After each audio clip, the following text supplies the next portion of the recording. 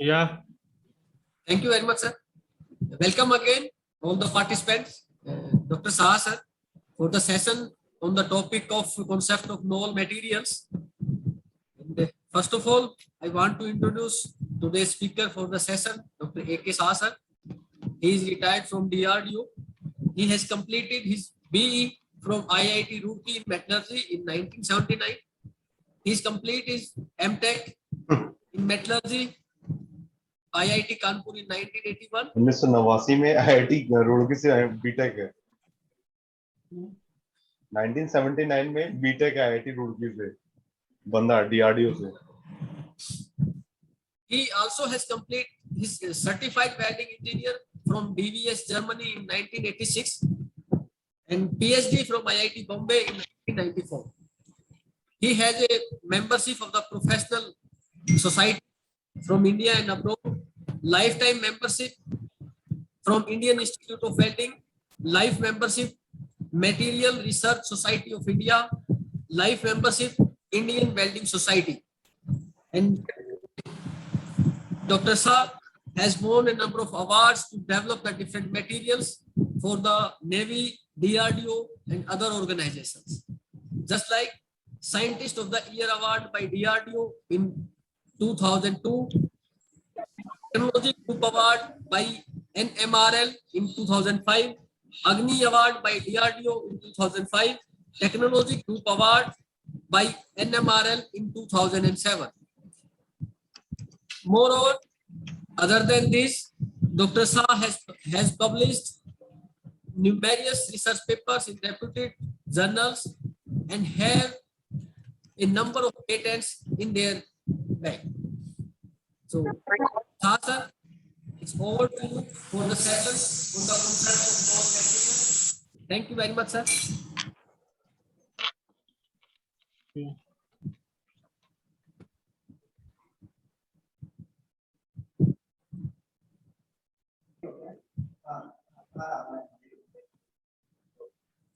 Okay, shall I start now? Yes, sir. Okay.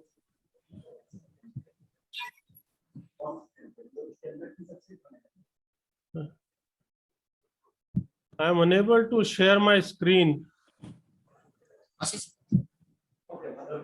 Let me check.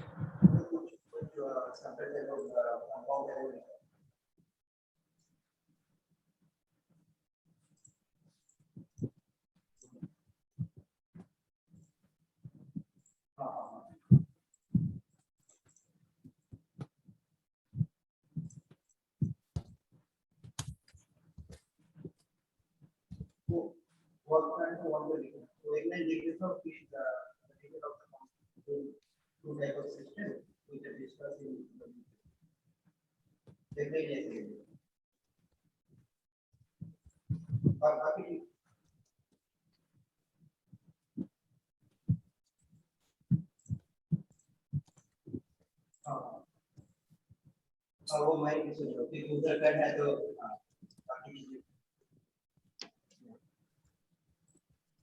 कितने काम करता हूँ वो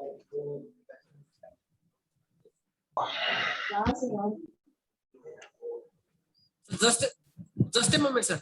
Okay.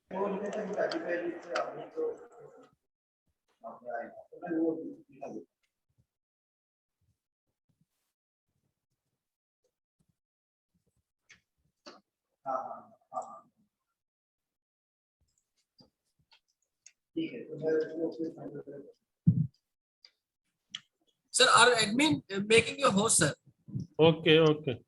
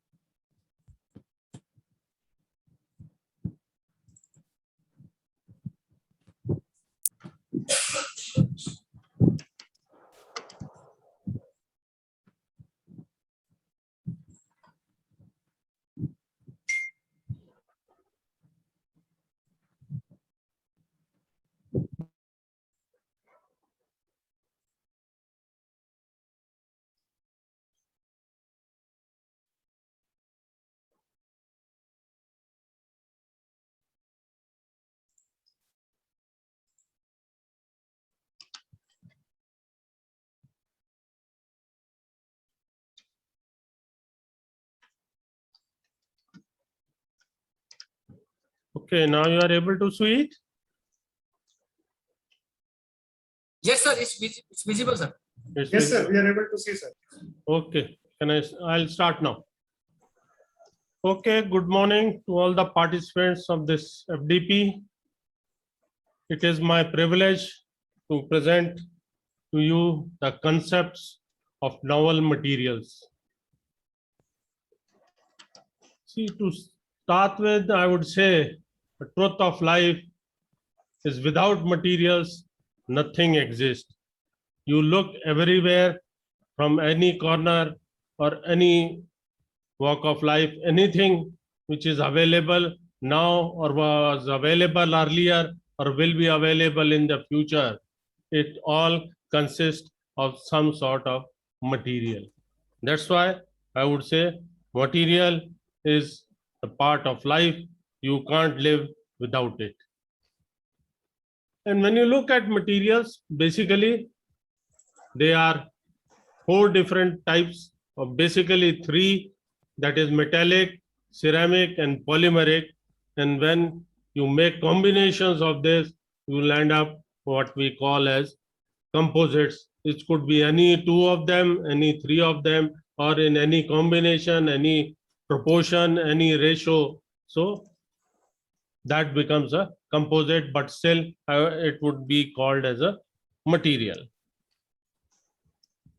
When you look at material, every walk of life, as I said, the materials are important. So when you look at, want to select a material for any particular application, you look at a host of things which are depicted here. Like, first of all, it should be available. The cost should be optimum.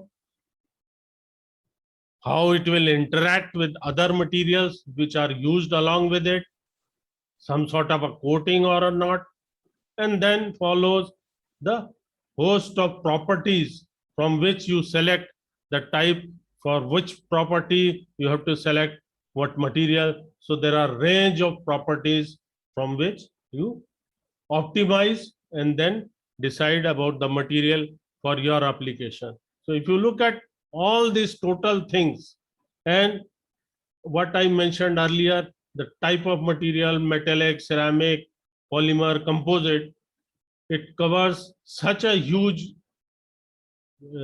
array of things that to identify and decide what you want and what you use is not a simple thing. Here you see from the age old to the present, maybe the scenario, how the engineering materials which we are using in our day-to-day life, they have evolved. Probably in the initial stages, it was not the metals, it was the polymers or elastomers, what we say like wood, skin, fibers, etc., which were naturally available, they were more important. Or when we talk of other tools, etc., like stone, flint, pottery, etc., in the before Christ period, etc. So these were ceramics. So probably in the olden ages, polymer and ceramics, they were of more importance, relatively speaking. And maybe in between there were some composites as well, which came into picture slowly and with time. But with the advent or the researches which followed or evolution with time, metals became more and more important. However, maybe 1960 onwards, again the age changed and more polymers, ceramics and composites, they have become relatively more advanced. So they are coming more into play and use for various applications. What novel materials, I would say, it is not that it is something now which has come, this word novel materials. It is from prehistoric or the historical ages that materials have been dominating the life. Even the ages, as you have heard earlier as well, they have been named after the various materials. Like initially the Stone Age, as I said, It was basically what is stone? It is ceramic materials. Then maybe ceramic and wood, they came into picture. Slowly, the bronze age came into picture when the metal started leading the application area. And when this was softer material, people discovered harder material, then came the iron age. So basically, it is discovery of a new thing, then development of that material, and finally the deployment of the novel material, which has changed with the ages of time from history till now. To look at some of the tendency in material production and research. When I looked at materials as a resource, you add some value to the materials and you get something else. Like common widely used materials, we add some value, they become material with special properties and for special application. We had structural materials, now we talk of value addition and talk of functional materials, compounds, and combinations of all these things. Earlier, we intended for large volume production, quantity production, continuous like steel, which is continuous casting. But now, again, we are looking at value addition in other terms. So making it in small quantities as ordered materials or discontinued production as and when required. Price and availability has always been a competitive criteria, but now probably it is for special application. It is not only price and availability, but when you talk of value added products, it is the quality and performance as a competitive basis to sell your product in the market. Earlier, probably it was more research performed by individuals or a group of materials. But now the things are changing day by day. It is not only research by individual, but research performed by multidisciplinary teams. Because as I talked of, there are composites coming into picture, as well as there are many different types of material which need experts from different fields. Or when you look for application of material in different fields, you need experts from different fields. So it is more important that you have multidisciplinary team to work on your research area. People thought of initially self-sufficient economy means everything should be available and produced within a small geographical area or a country. But now it is not so. It is all interdependent. It is a global economy. Some produces one part, other is export and produces other part, and then maybe in a third country the product is assembled and sold. So the tendencies in production and research are changing with time. How do you define novel materials? Basically, one would say new materials which have not been used or rarely used on an industrial scale, such as certain metallic elements, rhodium, yttrium, etc., or compound of them which are new. Because this term of novel is time dependent. As of today, something would be novel, but with usage, after few years, people are always wanting to improve on that. So you need to develop further. So that may not remain novel. Maybe after 5-10 years, you will be looking for something new and developing something new. So that becomes novel at that period of time. Other thing, new forms of existing materials with characters with different significantly from familiar or naturally occurring forms. Like nowadays, everybody talks of nano materials. Most common example is nano forms of silver and gold that are highly reactive. But if you look at common silver and gold, they are supposed to be most passive material available. They do not corrode, they do not react with anything. However, when the same material, you change its form, its characteristic changes, it becomes very, very reactive It has enhanced biocidal properties like nanosilver is used for the for bio application in large number of cases. The novel material, when I talk of how the properties they come into picture. One, you can change the composition of the material so that it yields something new, or maybe the physical shape or size of the material you change, so it gives you a different properties. So it is not only that way, but with the ever evolving thing and more sophistication coming into play, the molecular level organization of atoms is also coming into the picture. So this leads to morphology of material becoming increasingly important. Again, I quote the example of gold. From inert, you go to 2 to 5 nanometer particles, it becomes highly reactive. But be cautious. It is not only the particle size or the mode of production of the material that should concern us, but its functionality. See, if you produce something in nano size, if your properties don't change, you would not call it as a nano material, maybe a new material, something with a smaller particle size, unless you prove in certain application that its functionality has changed or improved, then you call it as a nano material. So novelty depends on exploitation of the properties of a substance, particularly to deliver new functionality, not on the particular process used to manufacture them or simply by change of composition or the size of the material. How do you classify, if I say, novel materials?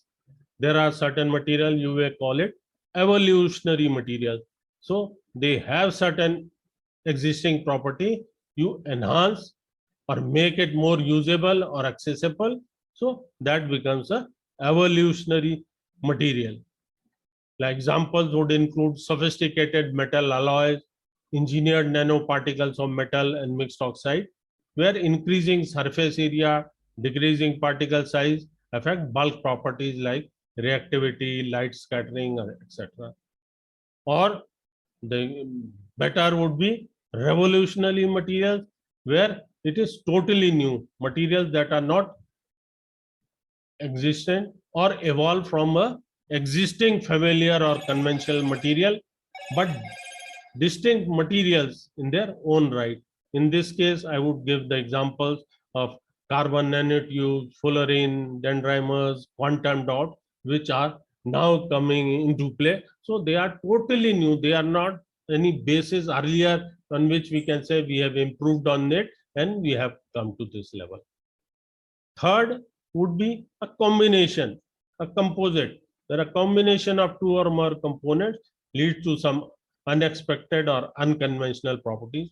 These would, like example, use carbon and metal oxide nanoparticles or nanotubes in composite, which is nowadays is lot more research is done on this area, which leads to the changes in strength or conductivity or some other physical and chemical property of the base material. Similarly, when I say novel material, see, even when you look for a novel material, you go for a patent for your rights. So patentability of a material, if you look at it, also include novelty, usefulness of the new material, and also it should be non-obvious. Then only a product or a material you can patent. So novelty is the key thing in this. So if you look back from the ages, how things have changed at a particular instant of time, a material, I would say it was a novel material. Like example is functionality by mixture.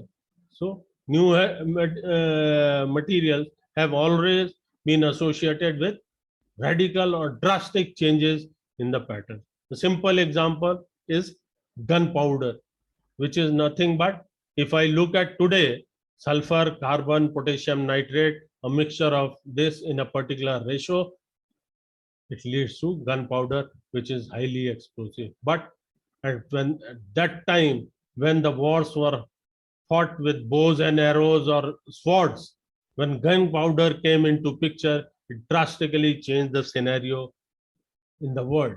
So at that time, it was a highly, I would say, a novel material which changed with the ages. The war fighting changed, and with that, the history of many countries changed due to this small thing, which was the gunpowder. Looking at another small example is functionality by processing. Many of you would probably seen this instrument, which is a Petromax or a gas lamp. It uses a very small thing, or I would say a very thing which we will not think it is a very great thing, but how it is made, how it is used and put to use, changed the life in times when it was the sole thing for lighting all over the world. This was the gas mantle, which is basically mantle, I would say, made of a silk mesh, and on this fine ceramic oxide of thorium and cerium, they are coated.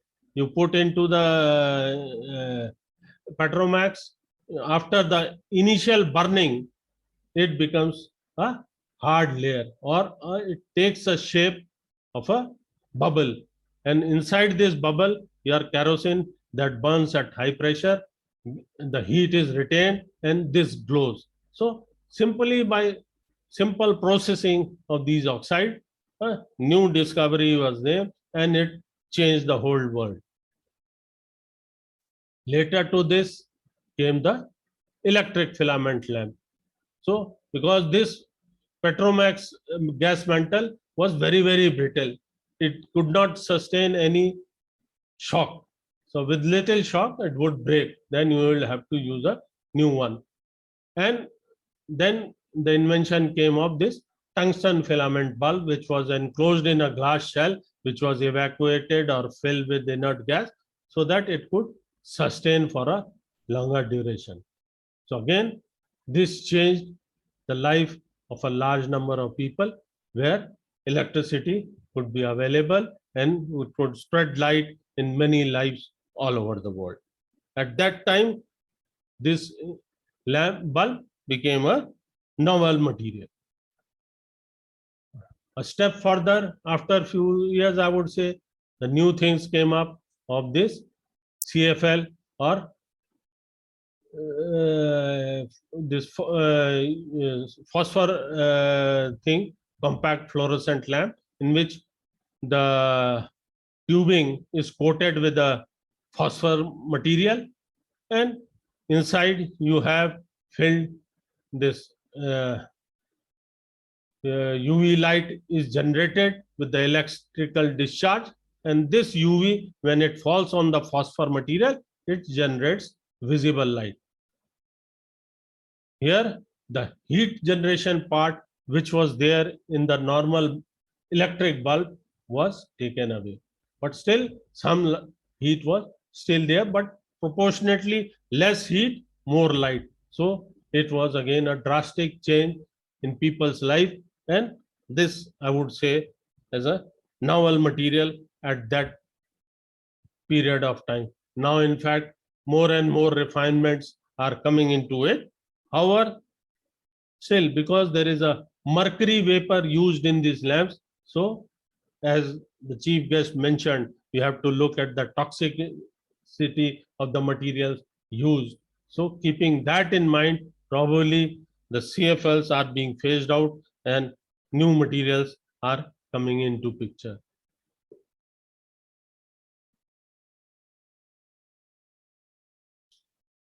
So what makes us attempt to develop novel materials? There are various factors, different drivers which drive us to develop new or novel materials. Like one of them would be requirement for a specific or improved functionality, which normally cannot be met with conventional material. Or we look at something with increased efficiency. What efficiency we have today, we want something which are much better efficiency, so we develop some novel material. Another would be some raw material which is used today is not available, so we have to look for alternate. So we develop something and that becomes a novel material. We have substitute for the material which is harmful to the environment. The simplest example is lead, which was used in solder and other thing, slowly being phased out. And once a material, sometimes a material is developed, then you have to look for application which are profitable. So that also then becomes a novel material. So the field is such large, it is very difficult to cover each and every area. Maybe in between I will give you few examples of how we go about it, what we do and how you can phase your research program. Like an example of this requirement for a specific or improved functionality. So these are what we call as the carbon-carbon composites. Nowadays people talk so much, but they have very advanced and specific application. They need to sustain very high temperatures, etc. So here carbon fibers are used, and by chemical vapor infiltration, you deposit pyrocarbons in between this network of carbon fibers. So this material performs at extreme conditions, and that's why it is used, for example, in aircraft brake discs, exit cones and nozzles of rocket motors, and nose shields of strategic missiles. So these are materials which was developed for specific requirement. Increased efficiency. You are all aware of solar cells. So now from silicon, they are coming to polymeric thing, which are called as organic photovoltaic cells. So these are solar cells which are based on conductive organic polymers for large light absorption and then charge transport for generation of electricity. So if you look at the timeline, so with the coming years, the efficiency is going up and up. How do? We play with the structure or chemical composition or some other property so that the efficiency is improved over a few years' time. So this jump in efficiency and change in the production process or change in the composition, that becomes a novel material at that stage of time. And hence, as you see, from about 2000 or so to 2020, from 2.5, the efficiency has gone to 12.5. It is a great thing, and still it is not that it has stopped, it will continue. So with the innovation and new thinking of the future people. Another example I give, where material is in short supply, then you have to look for an alternate. This is an example of a ship which, when it comes for dry docking, it is resting on a wooden block, which is teak wood block. As you know, this wood is not so easily available, rarely available. Also, like wood, it is a natural resource. It cannot be replenished, on which it takes long time. So a replacement for this was needed. So a polymer material was used to make blocks which can replace this teak wood blocks. So This is the polymeric block, and a small layer of Himalayan fur is placed on top of it, which can easily crush so that it takes the shape of the ship bottom. But here also it was quite good. Strength was high, density was good. No effect of seawater. It could be reused, machinable, cutting, everything was possible. However, it was not used for bigger ships, etc. Because one thing was there, the stiffness as compared to wood was not so good. So here is an example. You further looked into it and tried to produce something novel. What has been done? Metallic ore has been used with a foam of polyurethane filled inside to make a block of wooden, and this then later has been incorporated inside the polymeric block. So what we call as the polymeric polylist block. So it is polymer and lightweight structure. And if you see it, the polymer, the stiffness was low, but when you talk of polylist stiffness, it is almost comparable with the wooden. So it has become a novel material which has been put into service. This technology is covered by a number of patents as well.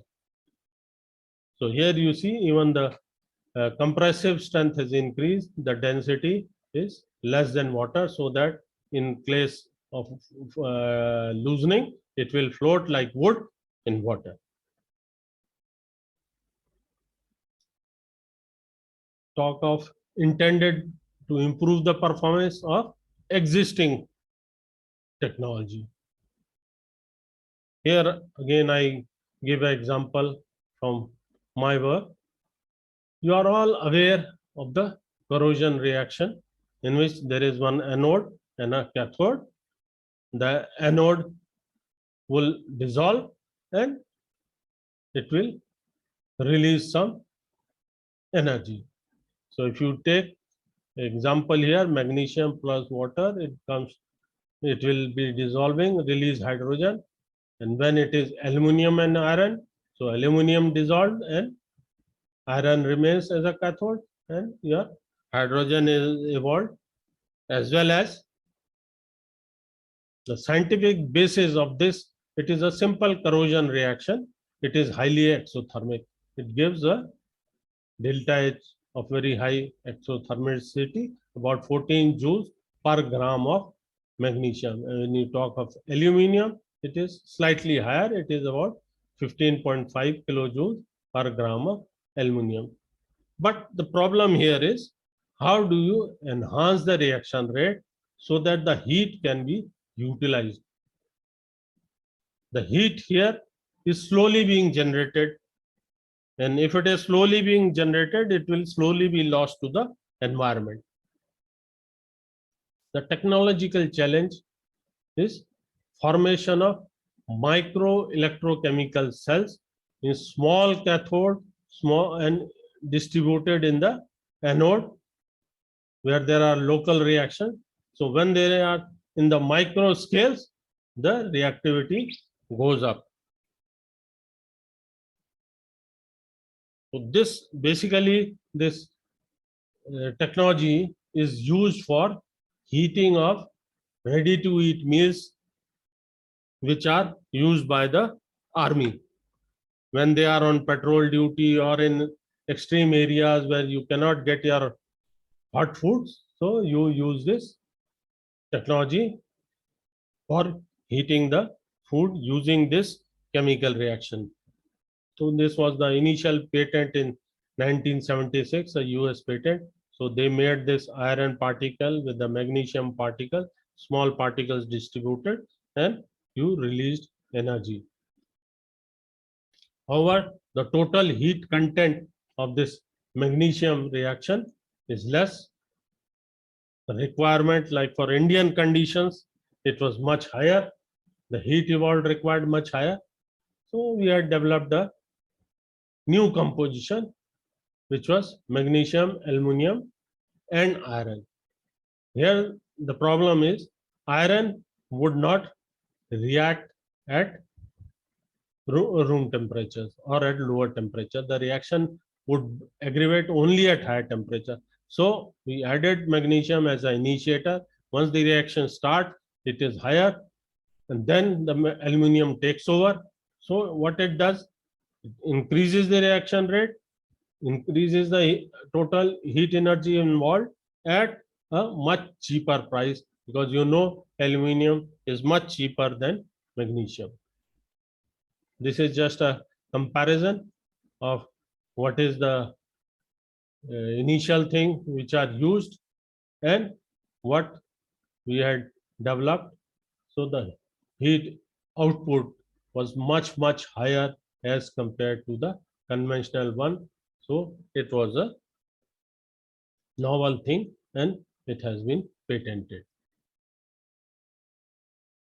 So it is not only that we prove it or test it in lab, we have to go in stages to prove.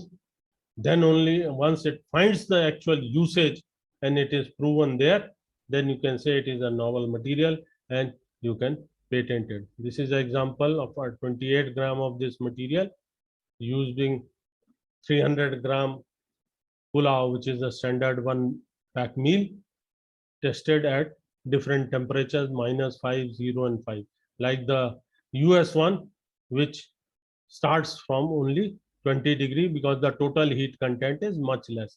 But in our case, because of the Siachen area, we are told of much lower temperature where you have to start off. So we developed such a thing which can start at very low temperature and reach to some temperature like 80 degree, which is good enough for eating.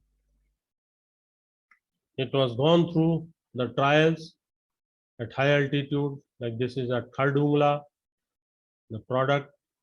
This is in the pouch, the iron magnesium alloy is placed, tested at Khardungla,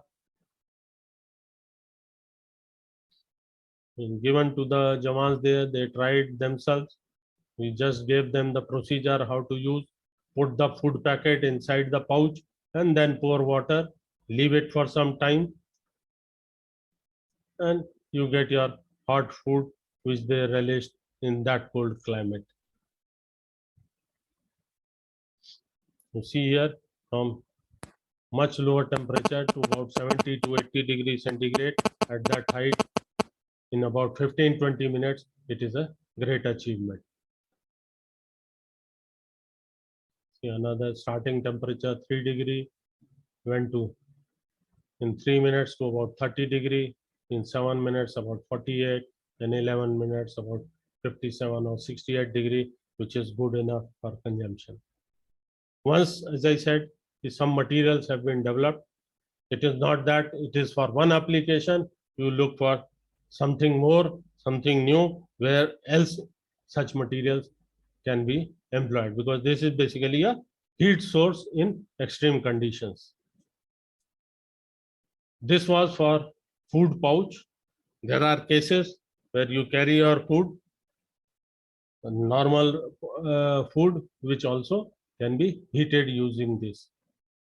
So this is for heating of puris. Again, put in a aluminum foil bag and then inside that heating pouch, using the water which is available in the rivulet. The initial temperature even for the water was quite low, and with that, in about 3 minutes time, you had a temperature of 81 degrees. And you take the puri temperature, which is around 42, which is good enough for consumption. Similarly, can be used for other application, and because of these sort of application, this technology has been sold to a number of parties, probably for civil use as well. This was for small individual food packets. There are possible requirements of for bulk food heating. So these were trials at much lower temperatures. Like this is a water to be made from ice. So it because water was frozen in a container and then put over this heating material with addition of water. And in a few minutes time, then you find you have water of about 49 degree. So it is a boon in this, in a such extreme conditions. Even a dal which is frozen can be heated, chapatis. Another application explored was like in extreme weather condition, even the saline bottle, if it is too cold, it is difficult to be used. So this also could be successfully heated using this materials. About 28 degree in 30 minutes, which is a quite good temperature for use. Another example, heating of a diesel fuel tank, you are aware. So this is a very crucial requirement in winter months. There are additives put into the diesel so that the diesel does not freeze, but still the temperature, if it is too low, your efficiency, other things matter, and starting even is a problem. So without any flame, this flameless heating of a diesel tank, which can be achieved. And you see from minus to 10 to about 25 degree in a 1 hour period of a 65-liter diesel tank. A comparison, the initial thing is iron magnesium. If you talk, as I mentioned, cost is an important factor. If it is 1, so this composition, it is about 0.39. So that's why it is applicable and it is covered under several patents. Now let us look at some materials application for new technologies possible. I just give another example from my experience. Like you know that when you are painting any metallic surface, you first put a primer coat, let it dry, and then put the second coat or the actual paint and let it dry, then only it becomes for use. But now it is possible that you make a system which has mixed together primer and finishing coat. In one application, you put this material, and because of composition and the density different, it will become stratified, means it will separate into 2 layers. The substrate would become the primer and top coat would be the actual paint. So this is sort of a totally new application area. Here is a example of a epoxy and alkyd paint. The substrate which has iron oxide, which is basically the content of the primer, which goes down, and the other thing, the paint, so alkyd with titanium dioxide, which is the actual paint coat, comes to the top of the material.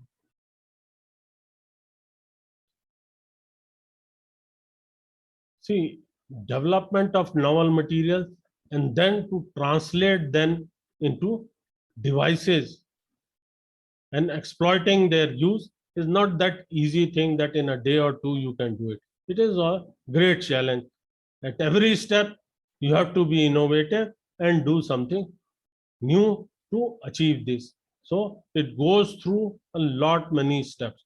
You have to start somewhere from basic research when you start from the material. Then you quantify the material, test the material, prove the material, demonstrate, and then actually go to the different stages.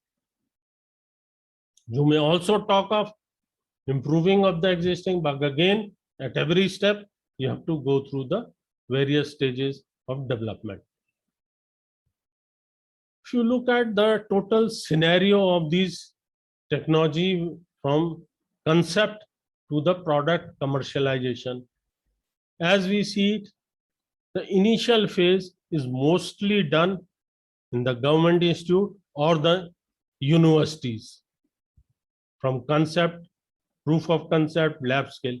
And from then when you go up for demonstration, scale up and product commercialization, probably the role of private sector comes into being. And the investment level, slowly it increases, then for the universities, etc. But it increases again for the private sector. Then only from concept to product, innovation will go through. So here it shows as a cycle: basic research, then you go for applied research, development, demonstration, and finally the deployment. I give certain examples again from my experience, like ceramic in iron matrix. Normally we talk of ceramic in aluminum or other soft material matrix, but for a bulk thing, adding ceramic into iron matrix, you have all sorts of problems. Probably in future lectures, you will be hearing in detail about it, all the problems, the interface, the other things. How do you incorporate? So first stage, as I said, is the basic research. So you have to look for some novel approach. Like here I say, in situ formation of product from liquid phase. Instead of adding that ceramic particle from outside, if you can produce it from the liquid stage, your interface would be much better, and maybe you may end up with some novel products or novel things which come into play. And maybe this would seem that the percentage is not high, so you can utilize your density difference between the ceramic and the matrix, or use of some gravity forces to segregate them to form what we call as the high concentration material or a graded material. Here you see an example of gravity control, means you form from the liquid, let it segregate due to standing. So at the bottom there are less, and when you see, because this ceramic is lighter, it will float to the top in the liquid. You have a higher concentration region of this particle. And if you see is the particle, this is basically titanium carbide particles. You see a perfect cuboid shape. So in normal thing, when you add from exterior, so these titanium carbide are not full titanium carbide or not stoichiometric, so you don't achieve such shapes and subsequently the properties of these.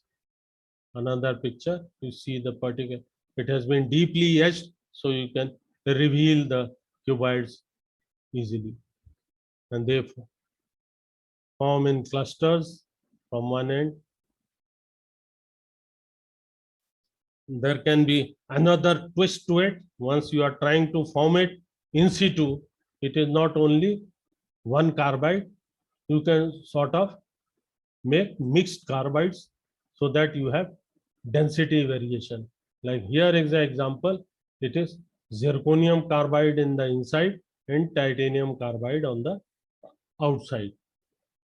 So with this, the particle density can vary, and when you talk of segregation of these particles, this can be made use of this density variation. Here it is checked with EDAX analysis that it is more or less perfect atomic percentage titanium and carbon. There is no third element in it. It is almost 50-50 atomic percent. Once the basic research is over, you enter into the phase of applied research, when you look at more detail into some properties.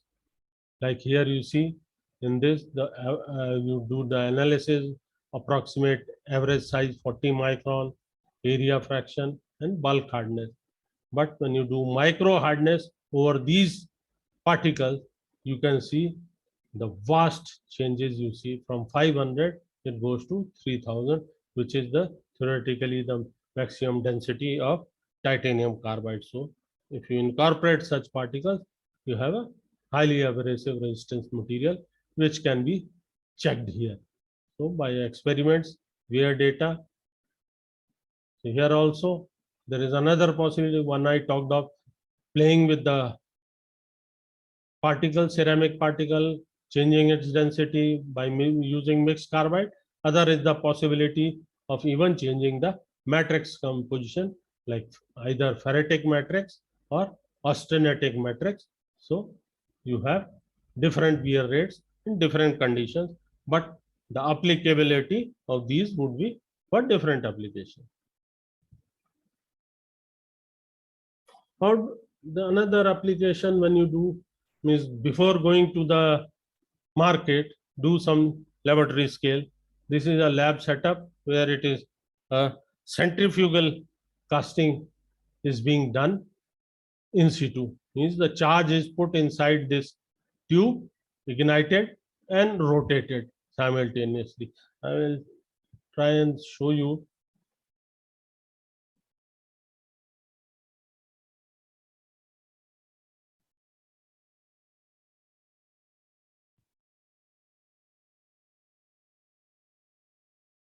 There is a video of this process. The charge has been ignited and it is being rotated. So with time, it will get segregated. This is iron titanium carbide. Titanium carbides are lighter, so they segregate in the inner boundary of the pipe.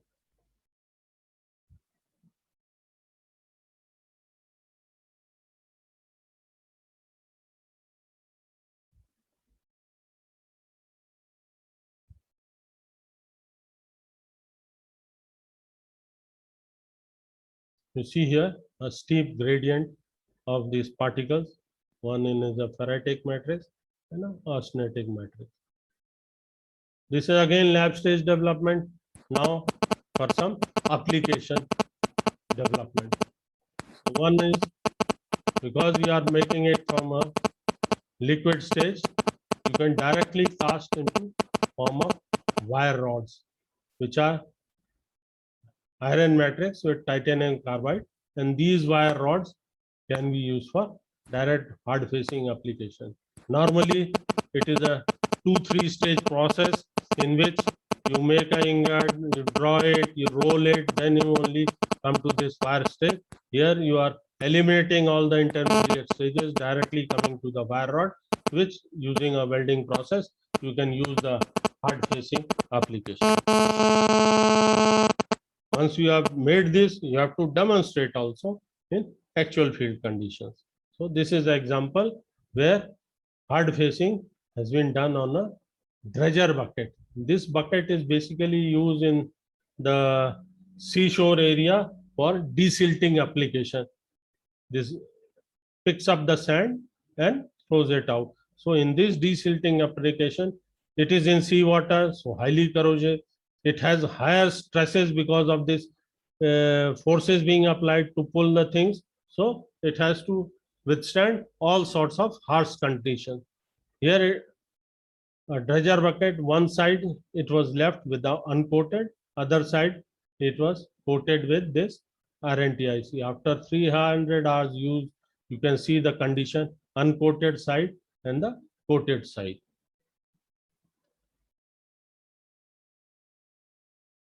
Other one example was functionally graded pipe material, which I showed earlier. This is also covered with a patent. So that was a laboratory scale. Here it is a bigger one. You take a bigger heat of this material, use a standard industry centrifugal casting machine. The liquid is poured inside. Here the ignition is outside and only the liquid is poured inside, then rotated in the centrifugal casting machine, and you get a gradient of material. Outer side less, inner side 20%, and to a thick layer of silver. With this, we went to another novel material, that novel FGM limer for brake drum application. This is also covered with patents. Again, started from basic research, which is flux assisted reaction synthesis. Here also, the particles are generated in situ. This is in an aluminum matrix. TiB2 particles are generated using the K2TiF6 and KBF4 flux. So these particles are nano size. If you see here the micron, it is 200 microns. So they are less than that.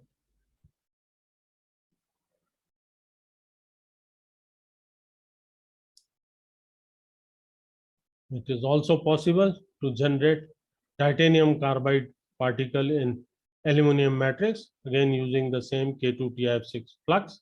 Here you see TIC particle, again less than 200 microns.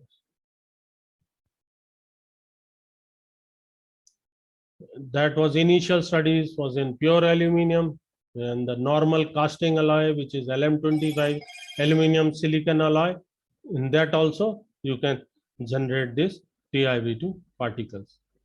Once the basic research is over, go over to applied research again to study the property. You see here the LM25 and LM25 TiV2, there is a vast improvement in the wear properties. You can also make a try once this aluminum TIC has been made as a master alloy, concentrated by centrifugal casting, so that can be added to the copper matrix for generating a copper based MMC.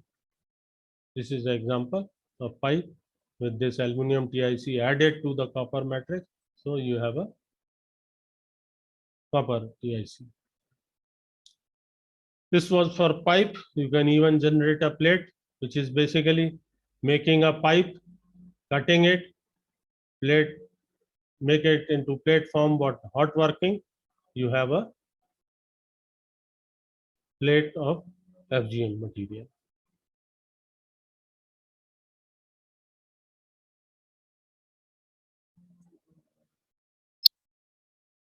This was what I was saying earlier. Same thing as a pipe. Then comes to the demonstration of this technology or a application. So here it is a fabrication of a brake drum using this material. So what is the thing here? The brake drum is the normal die casting aluminum alloy. Inside we can place the aluminum TIC or aluminum TiV2. Make a wood normal pattern, make a sand core, place the ring and sand board, pour the material, and once it is taken out, then you machine it into shape and you get a inside lining which is fused with the external thing, a proper hard layer. This is some examples which I give. Now looking at the future, it is not stopping at this. Material science research, as I said, requires vast amount of time and effort as well as long-term strategies. I would say that endurance makes you strong. This is especially true for research on the creation of undiscovered materials, but with fascinating properties. It is a material science research is a dreamful activity, potential for yielding something exciting as far as taking methodologically correct approaches.